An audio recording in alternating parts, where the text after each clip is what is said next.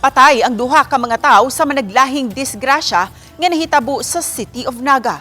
Ang detalye sa report ni Femery Dumabo. Nahitabo ang unang disgrasya pasado launa sa hapon nitong Sabado sa National Highway sa Barangay Balirong. Ang mga nalambigit sa disgrasya usa ka mini dump truck o dump truck nga nagsunod sa pagpadagan padulong sa Cebu City.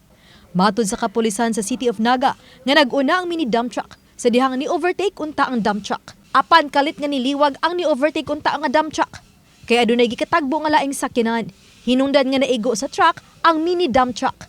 Tungod sa impact, nalagpot ang tulo ka mga babaeng anaa sa likod nga bahin sa dump truck. Ang maong mga babae gikan matud pa nag-hiking sa bukid sa City of Naga ug padung naunta pauli sa Cebu City. Gipahitch sila sa maong mini dump truck.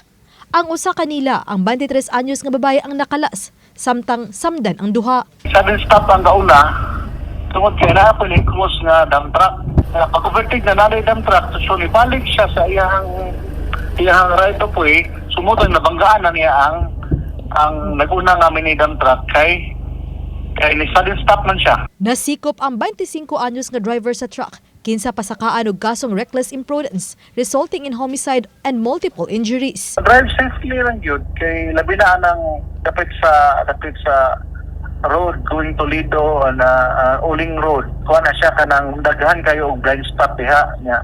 Dili ba siya straight kano siya mga curve siya nga dalugon pag yun. Pasaka o dalugon daghan kay na-disgrasya gid katita. Samtang patay diha dayon usabang usa ka 36 anyos nga motorista sa dihang kalit kini nga nibangga sa sementadong pader sa usa ka panimay sa Barangay South Poblacion, City of Naga, pasado alas 3 gahapon sa kadlawon. Sa pakisusi sa kapulisan nga posibleng nakainom og ilimnong makahubog ang motorista o kusog usab ang padagan niini padung kini sa Southern Cebu.